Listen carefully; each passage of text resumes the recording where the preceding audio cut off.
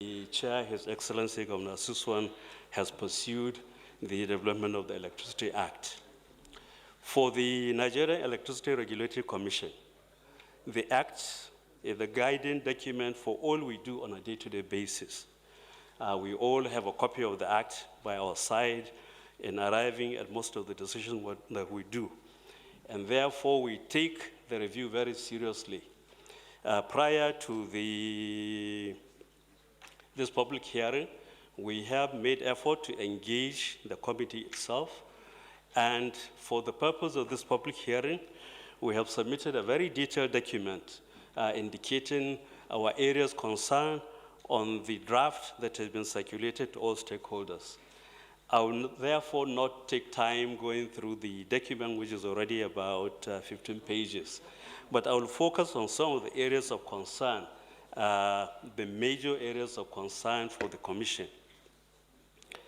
Number one is empowerment of the regulator.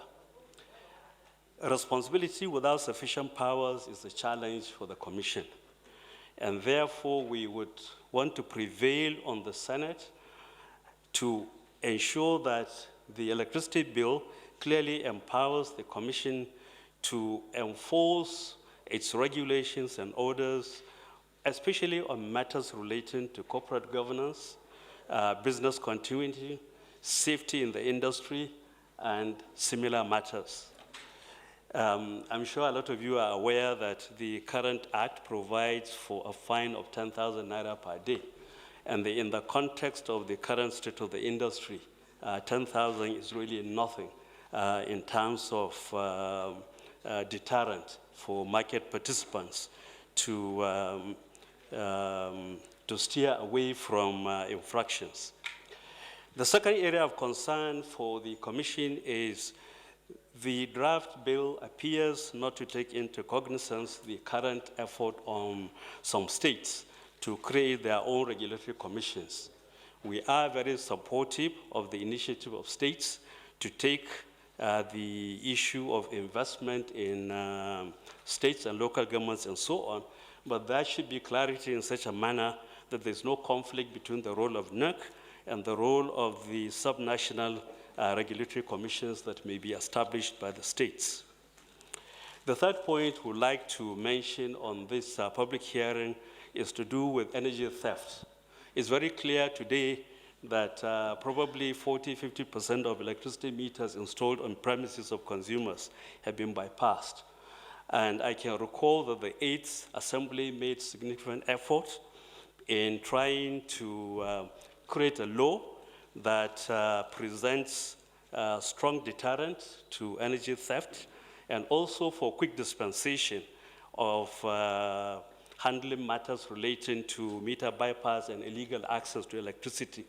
So we hope that the new electricity bill will make sufficient provisions for discouraging consumers from bypassing their meters, and also a mechanism to ensure that cases that have been identified are disposed through a special channel, like we see in other countries, especially in the West African sub-regions and also in other developing countries where energy theft is endemic. I would also like to mention the area of host communities. Today, the power sector is challenged by a number of communities challenging the viability of host distribution companies. And in this regard, we believe that the Electricity Act should have a clear definition of what a host community is and what their rights are, so that at least on the basis of law, the discourse can pursue what they need to do. And from a regulatory perspective, we also have a mechanism to make a determination of what the risk should be. The next point we would like to highlight in this public hearing has to do with the multiplicity of levies and taxes that seem to be introduced by several committees of the National Assembly.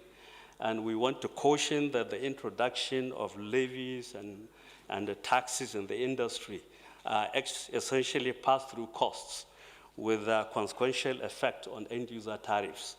Today, the Commission and the federal government is battling with the fiscal burden of inadequate tariffs in the industry. And therefore, we see a situation whereby each community and each other committees in the National Assembly attempting to introduce new taxes and levies in the industry have the potential of further exacerbating the intention of the industry to reach cost-reflective tariffs and financial sustainability. I think the next point I will mention is to do with the establishment of Electricity Dispute Appeal Tribunal. This particular tribunal tends to dilute the powers of the regulator. I started this presentation by saying that the efficacy of NERC depends on the powers that the law provides us, and therefore, if we are subordinated to a tribunal whereby decisions of the regulator are subject to further decision by a tribunal, we see the potential for further confusion in the industry.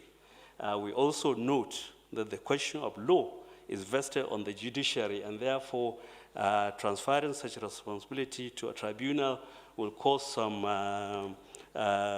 legislative challenges.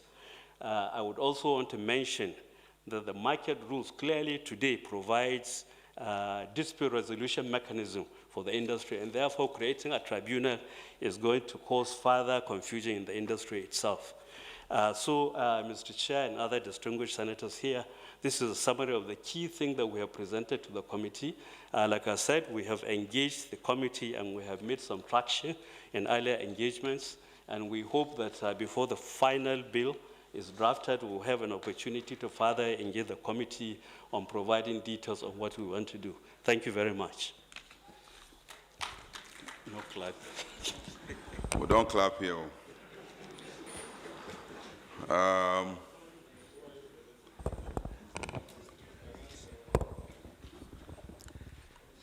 We'll go straight to the